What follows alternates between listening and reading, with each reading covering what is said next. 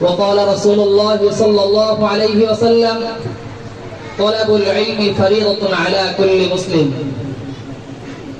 صدق الله العظيم الحمد لله আল্লাহ পাকের অশেষ মেহেরবানিতে আমরা সকলে গুনাহের পরিবেশ থেকে বাছাই করে আল্লাহ তাআলা আমাদেরকে এই কোরআনের বাগানে আসার বসার কিছু কথা শোনার এবং আমার বলার তৌফিক দান করেছেন। এর জন্য সকলে বলি আলহামদুলিল্লাহ।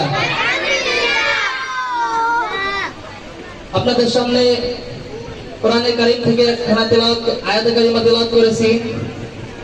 ইকরা বিসমি রাব্বিকাল্লাযী খালাক। আল্লাহ তাআলা বলেন, পড়ো তোমার প্রভুর নামে যিনি তোমাকে সৃষ্টি করিয়াছেন। পৃথিবীতে যত কিতাব আছে সমস্ত কিতাবের শ্রেষ্ঠ কিতাব হচ্ছে পবিত্র আল কোরআন। তো এই আল কোরআন বিষয় নিয়ে আমি কিছু কথা বোঝানোর চেষ্টা করবো ইনশাআল্লাহ। গজল বলেন, কবিতা বলেন, অন্য কিতাব বলেন, একটা জিনিস বারে বারে শুনলে আমরা অধৈর্য হয়ে যাই, অতৃষ্ট হয়ে যাই। এক জিনিস কতবার শোনা যায়, ভালো লাগে না। কিন্তু মহান গ্রন্থ আল কোরআন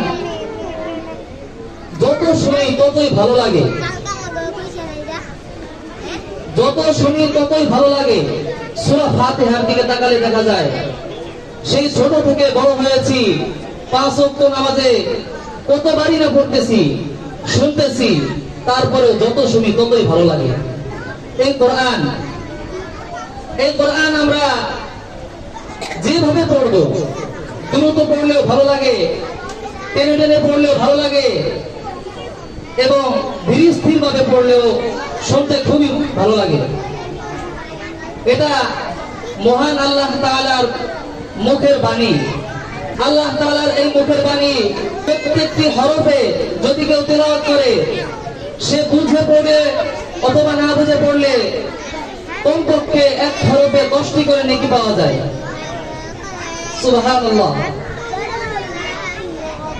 যদি আমরা আলিফ লাম মিম টান দেই তাহলে আমাদের 30 নেকি হয়ে যাচ্ছে। যখন একটা ছেলে হেফজখানায় পড়বে, ওই ছেলেটা যখন মুখস্থ করার উদ্দেশ্যে বারে একটা হরফ পড়তে থাকবে, একটা লাইন পড়তে থাকবে, প্রত্যেকটি হরফে বারে 10 করে নেকি আল্লাহ তাআলা তার আমলনামায় লিখে দেবেন। এজন্য যদি ঘরে একটা সন্তান থাকে, সবার আগে নিয়ত করব যে এই ছেলেকে আমি হাফেজ বানাবো, আলেম বানাবো। হাফেজ বানালে, আলেম বানালে কি হবে আমাদের? আল্লাহ রাসূল বলেন, কিয়ামতের ময়দানে হাফেজে কোরআনের মা বাবার মাথায় নূরের টুপি পরাবে। ওই নূরের টুপির যে আলো বের হবে, নূর বের হবে, এই নূরের তাজাল্লি এই দুনিয়ার সূর্যের থেকে অধিক বেশি হবে। সুবহানাল্লাহ। এবং হাফেজদের বাবা মার যদি এত সম্মান, এত মর্যাদা দেওয়া হয়, তাহলে যে সন্তান এত কষ্ট করে, মেহনত করে, চেষ্টা করে এই কোরআনকে মুখস্থ করেছে, তাকে আল্লাহ তাআলা কি দেবেন? আল্লাহ রাসূল বলেন, কিয়ামতের ময়দানে হাফেজে কোরআনদেরকে ডাক দিয়ে বলবেন, তুমি পড়তে থাকো আর চড়তে থাকো। শুরু করবেন, এক আয়াত পড়বেন, এক তালা বিল্ডিং হতে থাকবে। এরকম 6666 তালা বিল্ডিং তাকে দান করা হবে। সুবহানাল্লাহ। শুধু তাই না, হাফেজে কোরআনদেরকে বলবে, তোমাকে সুযোগ দেওয়া হলো যে একেবারে জাহান্নামে, যার কোনো মাফ নাই, যার জন্য জাহান্নাম ওয়াজিব হয়ে গেছে, এরকম 10 জনকে তুমি সুপারিশ করে জান্নাতে নিয়ে যেতে পারবে। সুবহানাল্লাহ। এর থেকে বেশি আমরা কি আশা করতে পারি? কিন্তু বর্তমানে দেখা যায়, ঘরে যদি 2টা ছেলে থাকে, যেটার মেধা ভালো, ব্রেন শক্তি ভালো ছেলে, সেটাকে বানায় ডাক্তার, ইঞ্জিনিয়ার, আর যেটা জিরো থাকে, যেটা হিরো থাকে সেটাকে বানায় ডাক্তার ইঞ্জিনিয়ার, কিন্তু যেটা জিরো থাকে, যেটা শয়তানি করে বেশি, মানে বর্তমানে দেখা যায় সবাই না, সেইটাকে দেওয়া হয় মাদ্রাসায়।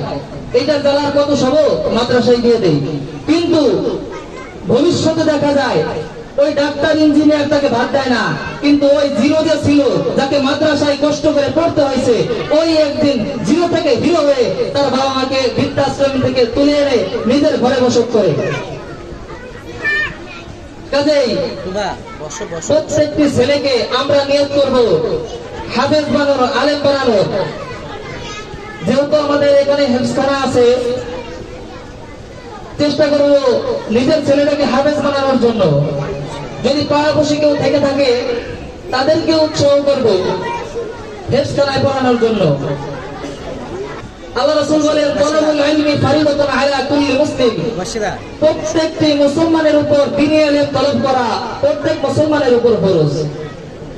কারণ এই গ্রন্থ আল কোরআন এত দামি, এত সম্মানিত, এর সাথে যা লাগে, যা কিছু লাগে তার দাম বাড়ায় দেন আল্লাহ তাআলা। সুবহানাল্লাহ। একটা কোরআনের সাথে যখন আপনার হাত লেগেছে, সর্বপ্রথম আপনি কোরআন ধরেছেন, আপনার মর্যাদা কত হয়েছে। আল্লাহ রাসূল বলেন, যে ব্যক্তি কোরআনের শেখার জন্য মাদ্রাসায় অগ্রসর হয়, কোরআন শেখার জন্য আগ্রহী হয়, আল্লাহ রাসূল বলেন নূরের ফেরেশতারা তার পায়ের নিচ দিয়ে নিজের নূরের পাখা বিছিয়ে দেন। সুবহানাল্লাহ। শুধু এই কোরআন ছোঁয়ার কারণে। এই কোরআন আপনার দাম বাড়িয়ে দিয়েছে। এই জন্য যখনই কোরআন তেলাওয়াত করব, তিনটা জিনিস সবচেয়ে মাথায় রাখবো, যে কোরআন তেলাওয়াতের বিশেষ তিনটি যে ফায়দা আছে, এই ফায়দা তিনটি মাথায় রাখবো। কোরআন তেলাওয়াতের বিশেষ তিনটি ফায়দা। নাম্বার 1, কোরআনে কারীম তেলাওয়াত করে দিলের জং দূর হয়, দিল পরিষ্কার হয়। নাম্বার 2, কোরআনে কারীম তেলাওয়াত করলে মহান আল্লাহ তাআলার মহব্বত বৃদ্ধি পায় এবং তাহার নৈকট্য লাভ হয়। 3 নম্বরে, কোরআনুল কারীম তেলাওয়াত করে প্রত্যেকটি হরফে কমপক্ষে 10টি করে নেকি পাওয়া যায়। চাই তেলাওয়াত করে বুঝে পড়ুক অথবা না বুঝে পড়ুক। যারা বলে যে না বুঝে পড়লে কোনো ফায়দা হয় না, তাদের কথা সঠিক নয়। এই জন্য যখনই তেলাওয়াত করব, এটা মনে করতে হবে মহান আল্লাহ তাআলা আমাকে হুকুম দিচ্ছেন, শোনাও দেখি তুমি আমার কালাম কত সুন্দর করে পড়িতে পারো। এই জন্য কোরআনের মর্যাদা করব, ছেলেকে হাফেজ বানাবো, কোরআন পড়বো, আল্লাহর জন্য পড়বো, যা কিছু করব মহান আল্লাহ তাআলাকে দেখানোর উদ্দেশ্য করব। আল্লাহ তাআলা আমাদের সকলকে এই কোরআনের জ্ঞান বুঝে আমল করার তৌফিক দান করুক। ওয়া মা আলাইনা ইল্লাল বালাগ।